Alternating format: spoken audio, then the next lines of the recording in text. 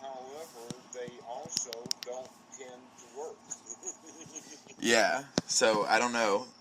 It seems like a magical beast that doesn't actually exist. Possibly not yet, and that may be because it could be the possibility of hardware, actually, in the sense that grabbing a video stream and splitting it in two directions and writing one to disk and sending the other one to the internet may be beyond the capacity of most laptops. Okay. And so any company that does that will have to write very, very efficient code. And today's computers are not designed for efficient code. They're designed for ease of programming, like languages such as most of them are interpretive, because interpretive languages are easily transported to where really, really sophisticated, high-quality compilers have to be dedicated to a particular kind of hardware, which then makes that program unique. And the whole idea behind things now is interoperability. So from my engineer friends at Amazon, I'm told that there's such a thing as a compile error and then a runtime error, and there are two different types of issues that can come when... That's historical. Compile errors are, they are historically the things that the compiler catches while it's trying to figure out what you're asking it specifically to do at a step-by-step level. And when the compiler doesn't understand what you're getting at, then that's a compile error. Okay. And that as time has gone on, they have been putting more and more sophistication into the compilers to figure out what you want to do. And part of the way that they've been doing that is by reducing the amount of code that actually needs to be written by putting in place a huge package of software that comes plodding along with the interpreter, or the runtime package is what they call it, or at least accessible, so that the runtime interpreter is like a compiler, but it's not, okay? Java, for instance, is a runtime interpreter, and it's known for interoperability, to where something that's really hard-coded for a processor would like to be the kernel of Unix, because they want that really tight. And so the Android has to have a particular kind of processor or processor group to run on. Okay. And so there's another program that's like it called Chrome, but that one's specifically for a PC-like machine so that you can go between Chrome and Windows back and forth. Chrome is in fact the easiest way to get into Unix and getting away from Windows, and some people have that as an intention. Why? Because but it doesn't run on Unix, or... Yeah, Chrome is a Unix kernel. Okay. And Android is a Unix kernel. And Unix is a Unix kernel. And I'm using the word kernel lightly. Okay, HPUX was Hewlett-Packard's version. Sun has theirs called Spark. And each one of them is unique to a particular class of processors. They even had Unix running on the IBM mainframes. I think, in fact, quite a number of IBM mainframes are running Unix. Okay. But the the smaller mainframes that IBM had, they called it AIX or AUX for Unix. I know I've been around all that old hardware, and so I know the way that the industry is put together. It's sort of like, think about it like this, like a house is being built with bricks, and in the process of building it, a guy leaves the industry, but he knows what's going to be happening, and when he comes back and he sees what the brickwork has been done after he's left, it's just, he knows exactly what's going on. Right, okay. And so compilers is one of the bricks. I've actually worked on commercial compilers. The one that I worked on, actually two of them. One was Fortran, and there I was changing the runtime package, and another one was a BASIC, and I was working in the mathematical package on that one. And the math package and the I.O. package are often very closely related. For instance, printing out floating point numbers, you have to know an awful lot about floating point numbers. I've never heard of a floating point number. Well, an integer, you know what an integer is. Yes. You probably heard it in the concept of a real number, like 2.3, or pi is a real number. Okay, so how is a computer going to establish a real number that can be multiplied and divided? I would assume it would run an equation on it, a formula. Yes, and in the old days, that was in software. What we started to do many, many years ago was putting most of the functions of floating point into hardware. And then they would attach that to the processor. So when people bought a computer in the old days, and this was true not only for mainframes and big hardware, but it was also true in the beginning of PCs, that you could either get one with a floating point processor or not. But then they started integrating the floating point processors in with the regular processor, so that you'll have one main processor, and then there'll be a little floating point processor off to the side. And one of the best things about it is it can run independently. It might run on the same cycle, and it might run on its own cycle depending upon the sophistication of the hardware itself. Mm-hmm. But what we need to do is we need to take in a certain number of bits that will give us, if we use it as an integer, a plus or minus range, the plus or minus being one of the bits. That'll give us a 31-bit number for single precision arithmetic. Well, that only gets us up into a few $1 million. That's not going to give us much at all.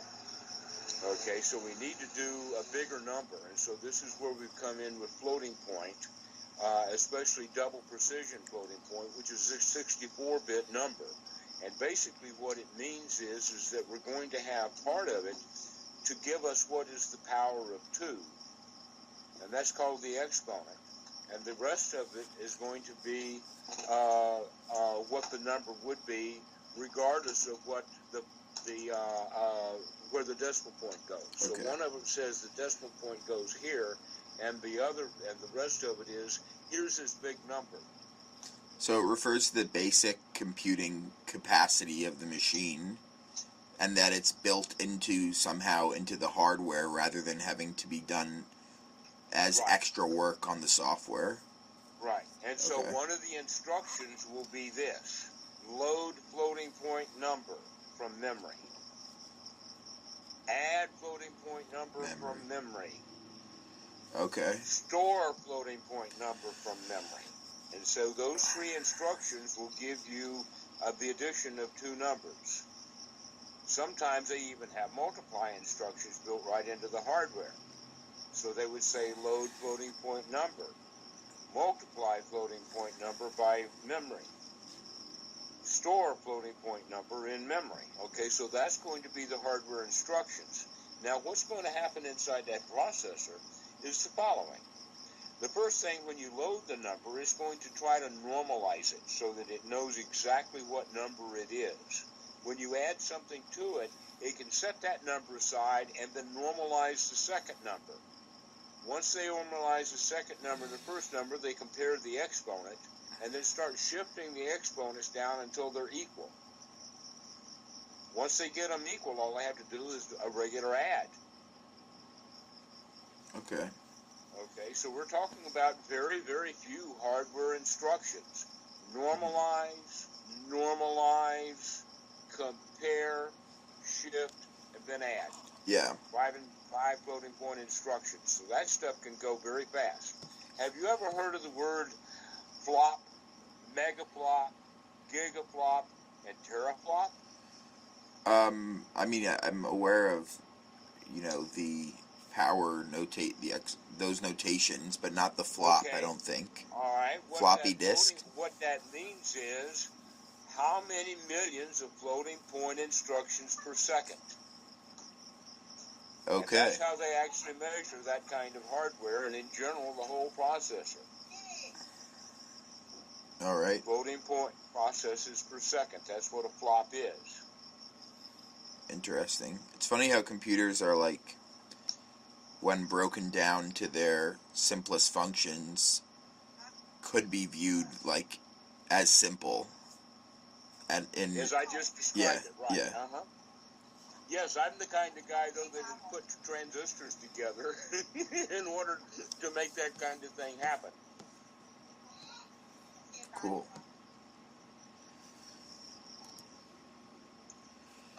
But that was in a lab project in graduate school,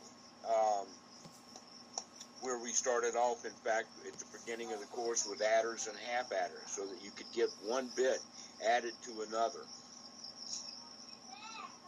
That was part of electrical engineering, that was what it was all about in those days, was getting things going at the transistor level. Now they're just popping, 4 or 5 million or more transistors into the circuit, but every one of them is out there doing the same thing. And so, yes, a computer at the basic level is extraordinarily simplistic.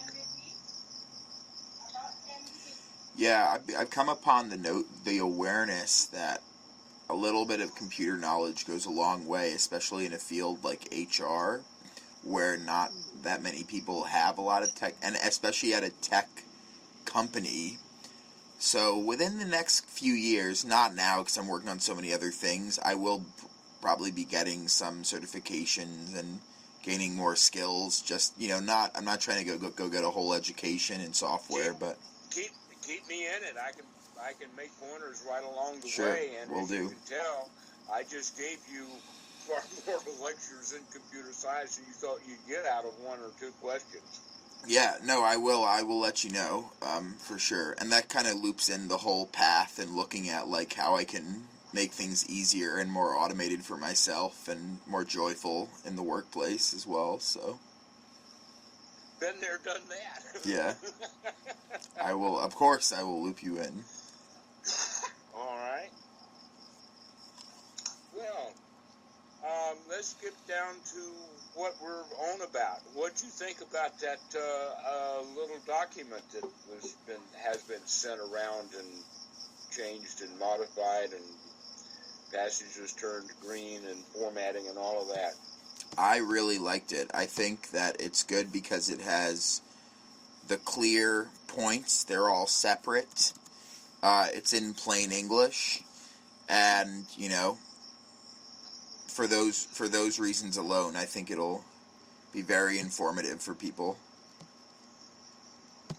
Yes, if we could write a few documents like that, not like that document that was written, but like your description of it, so that people can get this stuff.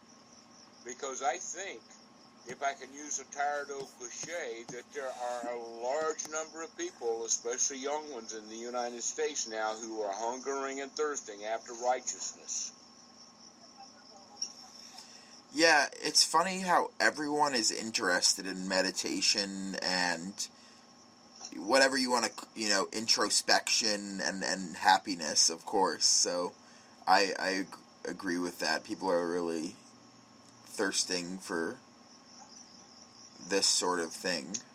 I would say that a certain amount of the population at any particular point in time, from way back when Buddha walked the earth, when Jesus walked the earth, they were part of that crowd. And there's that crowd continues, and it's been there in every generation. But I think the percentages are beginning to increase. That would be great. That's a good... And that part of the reason for that, I think, is because there comes a time in life when people begin to recognize that all the stuff that they've been learning is not enough. That they had been kind of somewhere along the line promised a happy adulthood, and it did not get delivered. Mm-hmm. That life inherently, as they call it, will be unsatisfactory.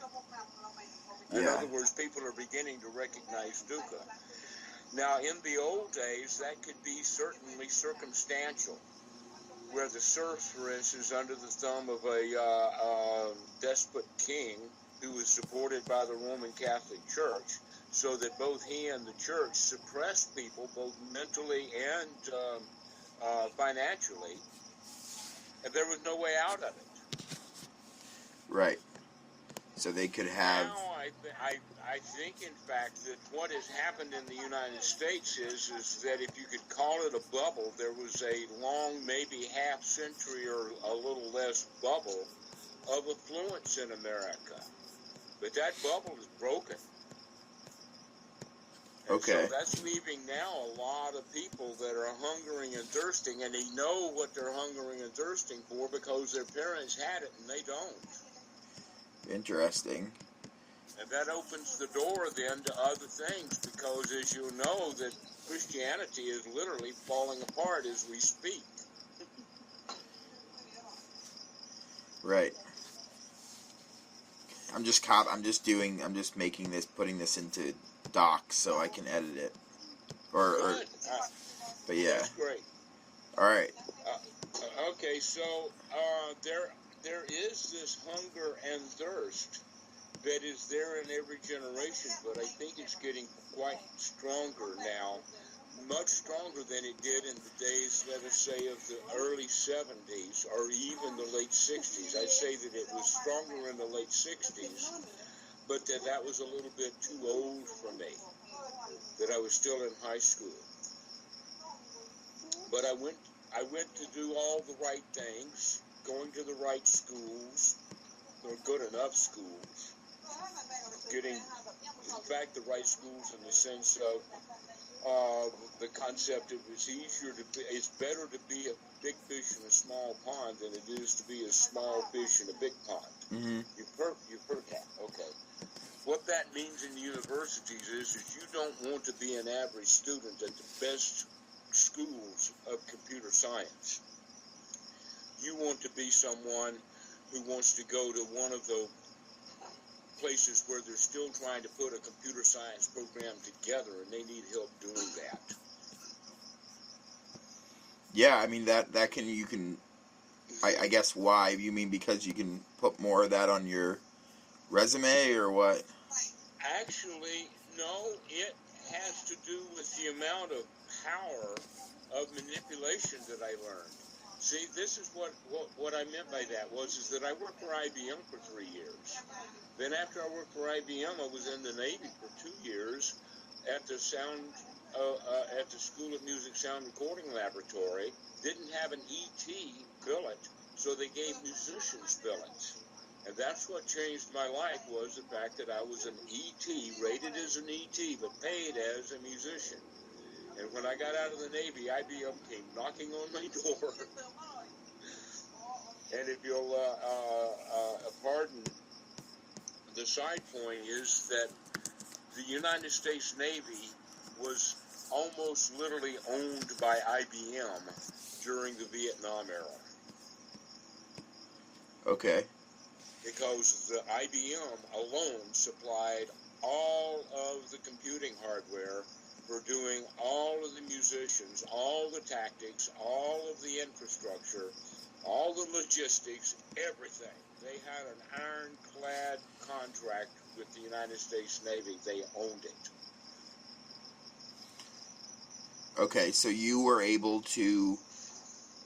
And one of the things that IBM did then was that they recruited out of the Navy. When people got out of the Navy, IBM took what they wanted because they had access to those Navy records. And you were one of the more... You knew, computer science, even though you were in the music program, so you stood out in that pool of candidates, basically. Right, and so Okay. I worked for IBM for 3 years and then decided that I was going to go back to university. But now when I'm in university, I'm at the University of South Carolina, where the year before that, they decided that they were going to put together a computer science curriculum. So that I was in the second group of the graduating class. They graduated one guy one year, and then they graduated 5 of us the second year. Very early on. So I was really in on the ground floor, but we were lucky because the university was really dedicated to that, and they had already staffed up both the math and the computer science department with a coup of their own by bringing in one of the big MIT specialists as president of the university. Mm-hmm. And along with him came an entire, let us call it, graduating class of the best engineers, the best computer scientists, the best mathematicians that MIT put out that year. They all came to Carolina. Okay. And we're talking about 10 or more. Interesting. Yeah, so we had really, really good teachers then, and the chair of the Department of Computer Science was Dr. Ellis. And what he did was he was the chair of the computer science department that was well established at the University of Purdue. And the University of South Carolina recruited him, brought him in, and he came in with 5 or 6 of his own staff. So they put that program together just with a lot of money, but a lot of effort. But they were really glad then to have some really good students. And that one of them was a Navy airman. One of them was a Navy submariner. And when we found all these Navy guys winding up at the University of South Carolina, but we also had a guy who was in the Air Force, and he was a shot-down pilot and had half his face rebuilt. But it was those kind of guys that had all been in the military, all been around very sophisticated hardware, and were using it, and so that's what they wanted their degree to be. And the 5 of us, when we got together, we realized that there was a whole lot of other students. But,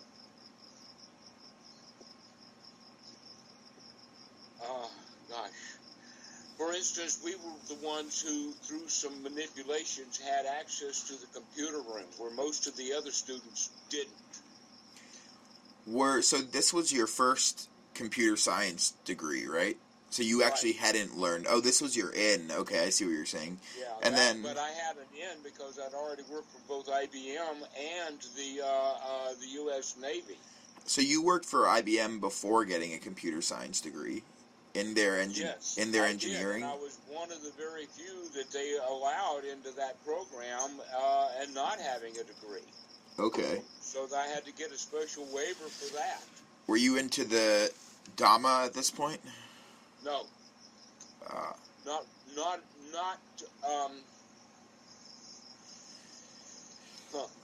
Not in a way that I understood. I had read a couple of Buddhist books. Maybe you read Be Here Now or something. No, that actually came later. This is even before Be Here Now. No, the kind of Buddhist books that I was reading were the kind like Christmas Humphreys. Okay, yeah, early scholars, yeah. Really, really early and quite wrong-headed, magical kind of books is the kind of stuff that I had read. But I had also, when I was in high school, and you have to understand, I was in high school in South Carolina back in the 1950s, and everybody sees that kind of place as really backwards in the way it was. Because I had really good background in classical, mostly Latin, 4 years of Latin in high school, because I was 2 years in one school, and when I got to the other school, they had their Latin in the last 2 years of school, and so I said, okay, and I just took the Latin 4 years, and that was okay. And in fact, by doing that, I realized, probably in high school, that the best way to take a class is to already know, almost at a professional level, what that class is about that you're taking. And then the class is a breeze. Yeah, that's like teach if you want to learn it completely. Right, or if you've been exposed to it, go with that. And capitalize on it. Right, so yeah. These kind of conversations with old hands in computer science will be very valuable to you when you start to take the classes and the courses. And I can also point some stuff out to you. There's Khan Academy. Do you know about that? Yeah, there's Khan and Udemy. There's some free courses out there. Excellent. Right. Yeah. I would recommend highly that you go fiddle with those things. I will. It's on sort of a timeline, a roadmap for me. I gave myself till September 1st to just be at a solid level in my job, but not push for more, because I'm working on a lot of sort of life stuff right now and skills outside of, I don't want to drain all my energy in the office. Sure. But you had mentioned it, and so I thought... Yes, no, right. Indeed. So we've touched on compilers, but I haven't given you any much of the details of it, and if you want, we can talk about those later, because they've gotten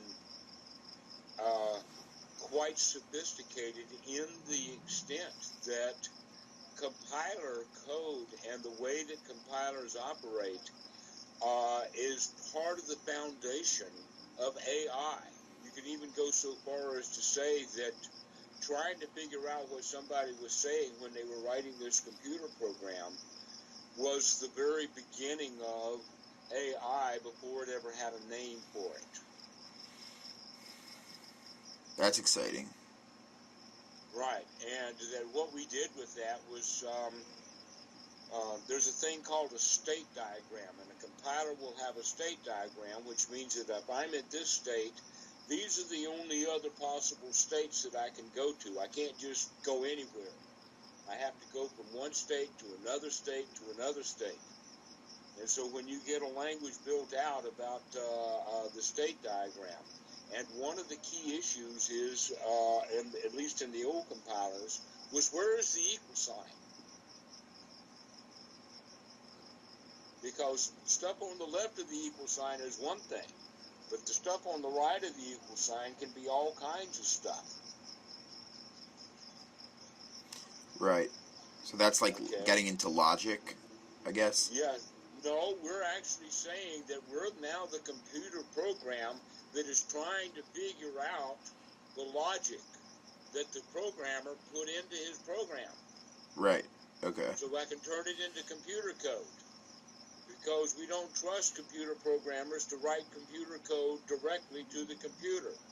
I know, I've been there, done that. Okay. It's called assembly language, and they don't, I think, even support assemblers anymore, because they've gotten away from that. And at one time there was a huge argument, and I was on the side of assemblers, so I was one of on the side that lost. And the point was, which is the place that we write our code? Do we write it in assembly language, which means we're hard coding it to a particular piece of hardware, Or are we going to run it through a compiler that can generate an intermediate code that then can be put on with either a runtime processor or fully compiled to run on a variety of machines? So Fortran is Fortran, Algol is Algol, Snowball is Snowball, Visual Basic is Basic, Java is Java, and all of those languages will work on any of the processors who have the Java runtime package on them, for instance, with Java. And this is an important point, but it's slower and it's not as efficient, but it does have a lot of built-in stuff. For instance, the assembler language programmer, he is actually going to have to, without help or without a helping program that may be available, to write every pixel on the screen every time the screen moves. Which means if I'm going to put stuff in on a spreadsheet and display it, that I'm going to do it in a very efficient way so that the spreadsheets run super lightning fast. Okay. But then they don't run on any other hardware. Now, the point about the people who were cheering for assembly language had the small-minded mentality that hardware is going to remain expensive, memory is going to remain expensive, and we need the most efficient code possible. And you have to pay some really highly skilled professionals to write that code. Yeah. Okay? But compilers say, no, anybody can write code for a compiler. Right. Okay. And so the nerds lost that one. The nerds lost. Well, what actually you can say is that the nerds won because the nerd now is the term that is given for the losers, not just for girls, but losers in the sense that they used to be highly paid experts, now they're just nerds. Mm.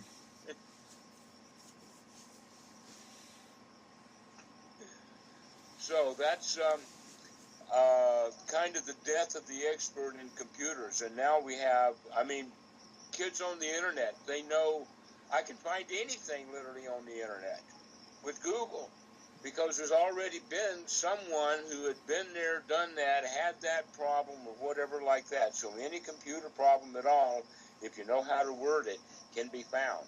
Even when I was working for Hewlett-Packard, I came across a secret, and that is that any reserved word in anything inside of Hewlett-Packard, all you have to do is Google that term, and up pops the basic bowels of Hewlett-Packard's code. That could be problematic. Or maybe not. I don't know. No, they don't care because it's guarded. People can copy it, but here's the thing: is that what's the politician, the woman who was running for president against Trump? Oh, Hillary Clinton. California, huh? Hillary Clinton.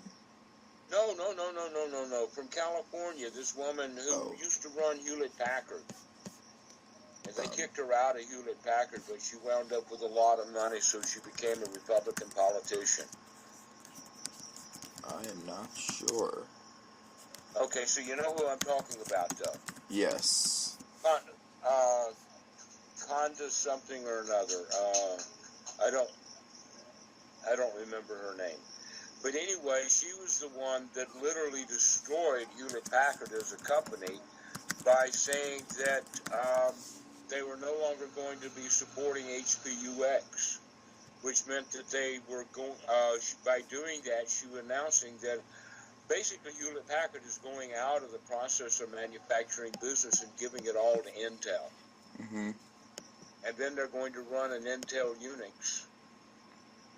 So they're going to put Intel on a board. They're going to put an Intel Unix in a box, put HP's name on it, and try to sell it.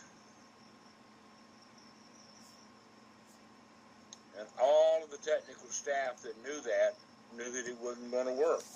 That what she needed to do was stay in competition with Intel. Why? Because Hewlett-Packard was already winning. They already were ahead. Their operating system, HPUX, was bar none the best in the world, and we're not talking about Hewlett-Packard's opinion. It's because you can see it in their sales. But when the sales slumped, Carly Fiorina. Yeah. Yes. Yeah. Say it again. Carly Fiorina, is that it? Yeah, Fiorina, that's right.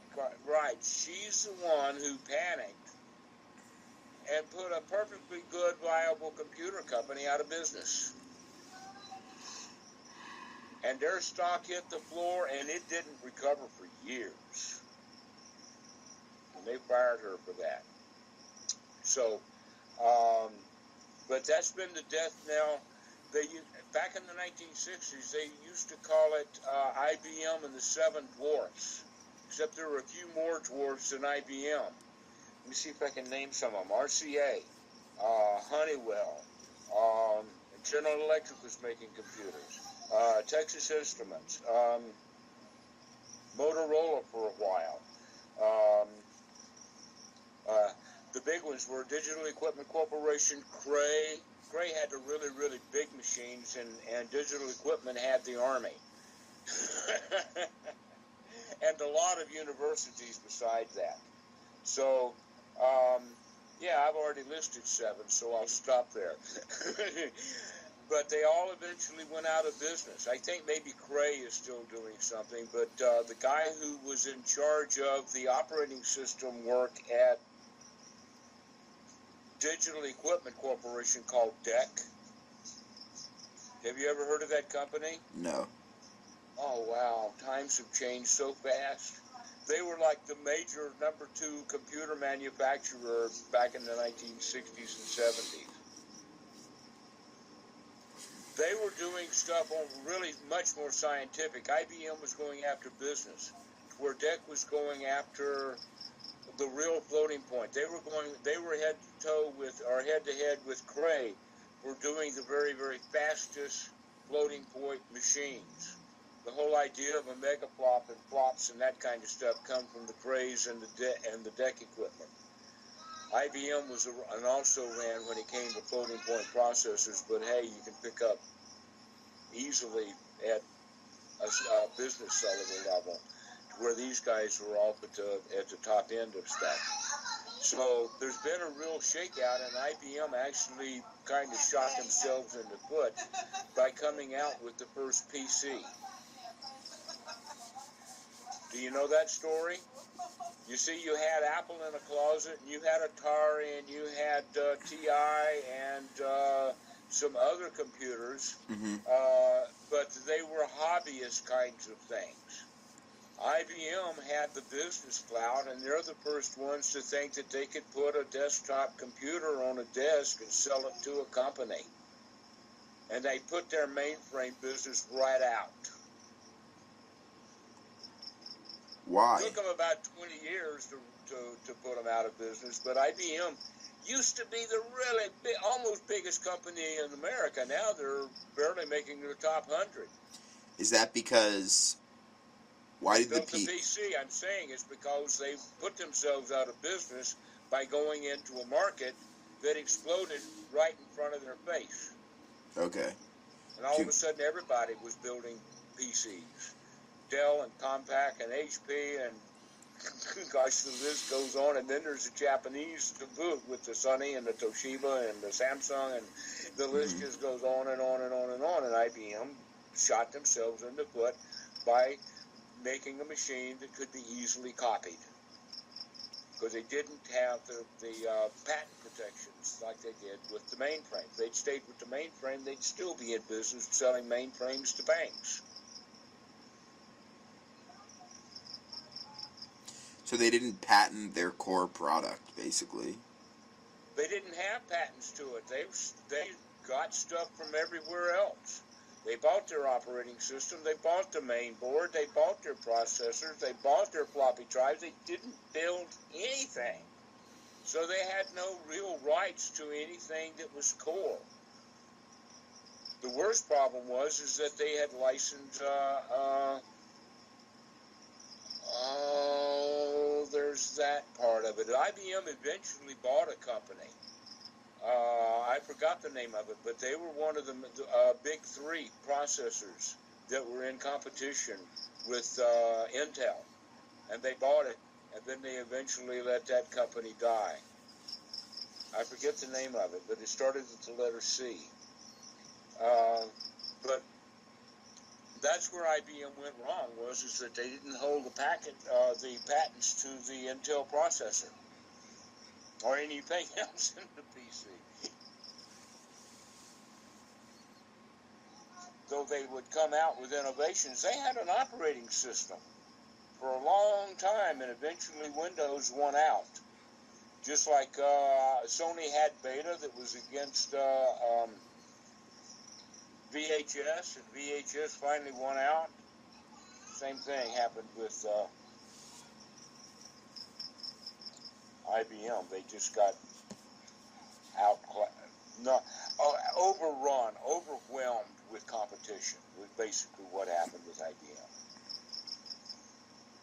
They didn't control the patents, so they couldn't stifle the competition like they could with all of the others. So that's a bit of history for you. Indeed. My old alma mater, so I've got kind of some inside information on that, but it's mostly just public knowledge. They also had a policy that I didn't like very much, and I don't even understand what it was, but I understand a lot of companies have that. I wonder if Amazon has this policy also, and that is, at IBM, if you left, you never came back. That's definitely not true. You only got one shot at working for IBM. Not at Amazon. I don't know how many years that would have gone by, but it's actually prevented me from taking contracts simply because I didn't want them to know that I'd quit them 20 years before that. It might not be still in place anymore. Yeah, it may not. Who knows? Everything changes. Gosh, don't we know?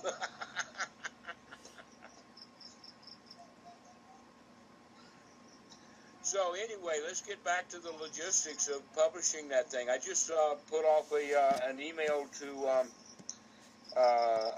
Thad, telling him that I've come up with all kinds of other theories that could go in there, to the point that we could have a theory book. But I'm thinking that did you see the number 4.5 that I had popped in there because I was too lazy at the moment to renumber them all? I saw it, and then I lost it in my email. I'm trying to, because I saw it on my phone, and now I'm trying to find where you put it.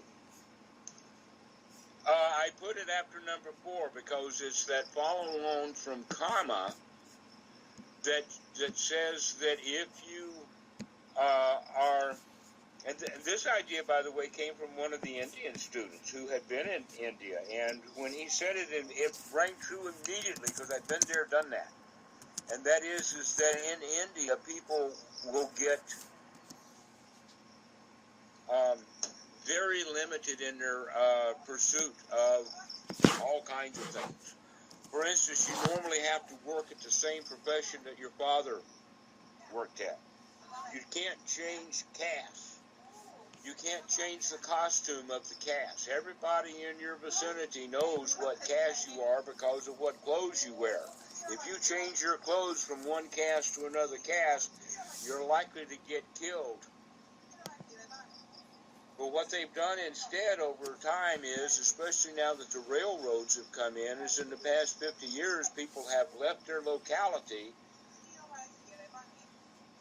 and then in a market purchase new clothes and then get back on the train and change clothes so that nobody knows who they are so that they can get out. And one of the biggest places that happens is for Brahmin women who have servants, so that the servant women learn the Brahmin women's behavior so that they can duplicate that And so they'll leave that city and go to another city and dress like a Brahmin and be able to get away with it because they know what Brahmin women behave like. Huh. Okay. All right, so that's one of it. The other thing that's really helped in India is the educational system. But meanwhile, back to that caste system, is that it's based into the theory of of the law of karma, and that is you're born in the position that you were born in, tough noogies. You're stuck. You were born in this caste because of your karma in a past life. You obviously were a bad person. Shame on you. Suck it up and be my slave. Yeah, that's terrible. Yes, India's been operating on that for hundreds and hundreds of years, and even those castes existed in the time of the Buddha, but not to the severity that it had grown to by, let us say, late British times. That this is a lot of what Gandhi was on about was because the British were highly supporting that system. So that the Gurkhas were the Gurkhas. And they were the ones who did all the military work. And Sudras cannot join the Gurkhas. Okay, so the number 4.5 then is that when we believe that we are subject to our past, then that absolves us of responsibility for the future. So it goes beyond the caste. And it has to do with, are you going to take control of your life or not? Okay. I may need you to resend I'll send it again. Just no the problem. Just the 4.5 one. All right. Let's see if I can fish up that email then. Hang on a sec. It's magically disappeared. And I'll go to sent.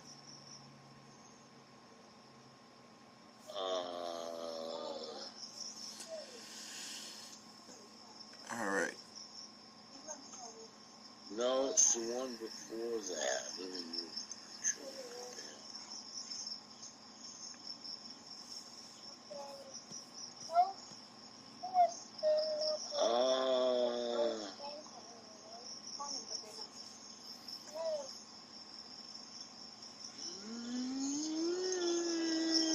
Let's get that.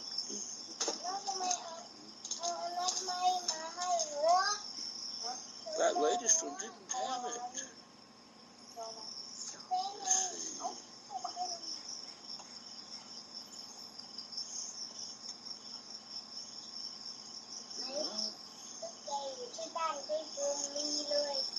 I have to go pull it out of the...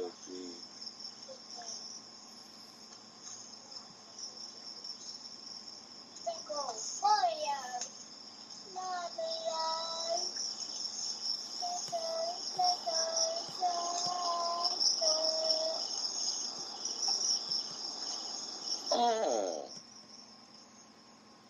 Here, let me send something to you, and you can figure out whether or not you want to put it in or not. I'm just going to forward this on to you.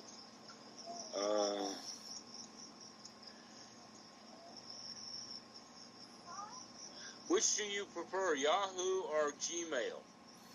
Gmail. I actually do not use the Yahoo. All right. So,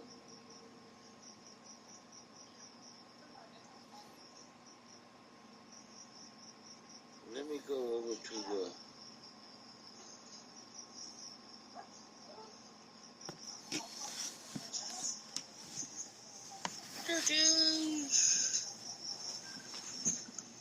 Yeah, I put it as all have sinned and come short.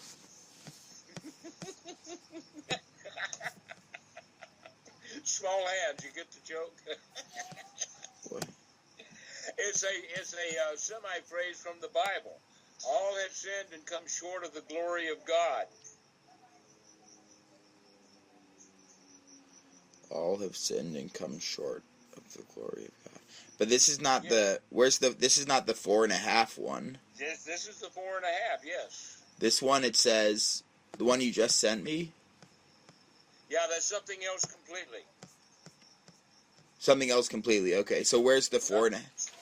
I just grabbed it. Oh, okay, got it, okay. I just have it in my clutches.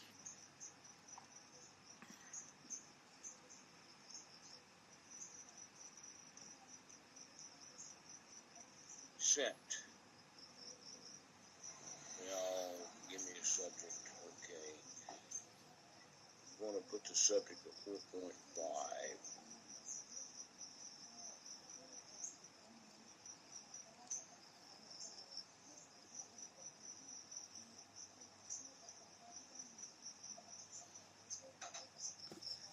You know what an integer is, right? Yes. Okay. Normally, those things are listed in integers. 1, 2, 3, 4, 5. An apple is an apple. A car is a car. You can't drive around a half a car. You can't fall in love with half of a girl. Right. Okay. So, but 4.5 requires a floating point number. So what you do is you'll put it in as 45, and then you'll put a note on the side saying move the decimal point one place. Yeah. Okay, so that's what a floating point number is. So a 4.5 and a 45 cannot be added together until you shift them both to the right place. And then when you do, it's easy to add them together. Okay, right. Gotta make it. Okay. All right, so I thought that with the 4.5, I thought that I would revisit that question because that question is profound. It's at the bottom of computer science. Are we working with integers or are we working with more complicated numbers? Okay. Because the main processor will have 1 plus 1 is 2. It's got the integer arithmetic. The floating point was an afterthought kind of thing.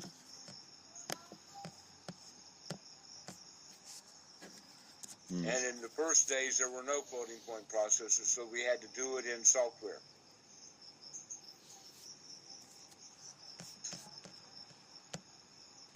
Okay, so I'm going to close that off and see if we can get back to Skype-a-roo. There we are. This one you sent me, Yeah, what it is the guy was saying, there are other people in the United States, not all Buddhist teachers are bad. Yeah. The nana was an add-on for humor. Right. Yeah. So, I wrote back to him, and I thought maybe we can find the place in there where you can put like a number 13 or something where people think that there are no teachers around, and then you can pop that in, that Chuladasa and Vilamaramsi are two Western teachers, and we have a Zendo guy, and all of these other Thai and Lao nobles in the United States that don't teach because they don't speak English, but they're there. There are no teachers. Because I think that there is a theory. There's a strong theory that, teachers are really, really, really hard to find. No, they're not. We need to find a way of finding them. And the internet. Ta-da! Yeah. That's a good one. Uh-huh. So, that may spark questions in the sense of, oh yeah, you think there's all these nobles in the United States? Because that's another thing, is we need to get people out of the mentality of thinking about enlightened and into the quality of nobility. That's something that I put together. I think that I was kind of harped on that when we were going through it together last year. That the real issue is sotapan, becoming noble. Yeah, because part of that has to do with moving away from closed-eyed meditation. Mm-hmm. Because it's like you're going to do this, and there's going to be a perceptual event that will transform yourself. And then over time, it'll just soak into every aspect of your life. No, this is Right. this is like if you. I know.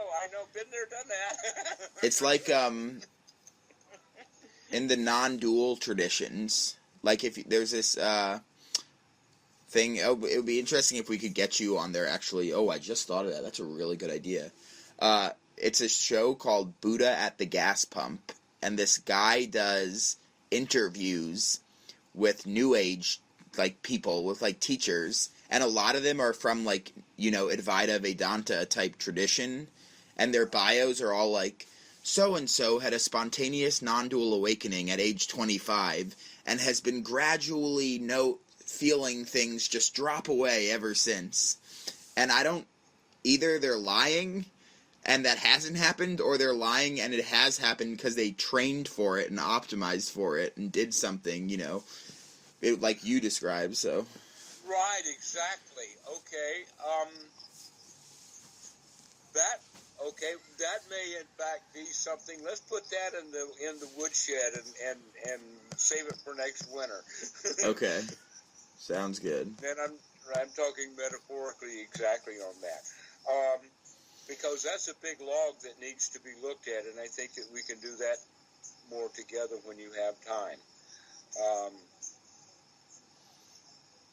Have you ever heard of this guy called, I don't know what his name is, but his name is Richard, and I don't know his last name, so I call him Free Richard. He lives on a boat in Australia. Actual freedom. Actual freedom, precisely. Someone told you about that. I tried to... That's who you were referencing, weren't you? Well, no. That guy is separate. He doesn't even go into. He's like a separate type of cult, basically. But yeah, that's a whole other thing. And I actually tried to do that it was 3 months, but I tried really intensely to emulate that method.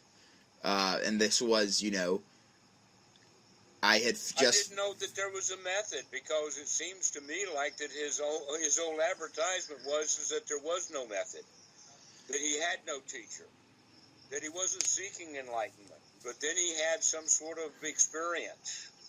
He's saying that, it's silly to talk about. He says that it's... Go ahead. He says it's opposite enlightenment. That he had an experience of just basically... Endarkenment, where he became hyper logical and hyper... there was no energy, there was no magic involved. He just looked at his emotions and he asked about their usefulness, and he saw that they weren't at all useful, and then he claims that he just shut down his entire animal brain instinctual mechanism in one fell swoop. No more lizard brain for him. Yeah, he just wiped away the lizard brain.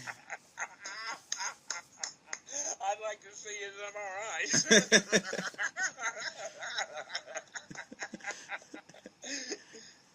Well, he's beginning to sound like a Republican.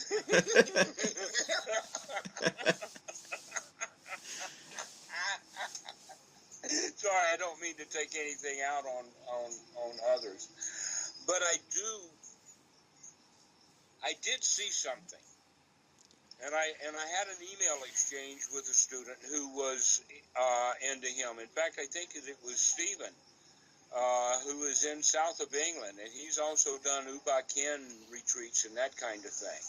But in my research, just by Googling, you can go to Google Advanced, and you can put just one website in, and then you can start searching that one website for particular words. Okay. And so Buddha and Buddhism and that kind of stuff, because he was already advertising no teachers, etc., like that. And what I come to understand is that his enlightenment or his endarkenment or whatever event that he had happened in 1980 or 81, I believe. Okay, so that's a significant point. At that time, he had a girlfriend, and the girlfriend was a Rajneeshi. And so he had arguments with her and eventually pulled her out of the Rajneeshi crowd. In the process of doing that, he read 90 books on Rajneesh. And now he's going around saying he had no teachers and he had no thoughts of enlightenment. Give me a break already. 90 books? I haven't read 90 books of anybody. I'm having trouble with 2 or 3, you know. The Majjhima Nikaya,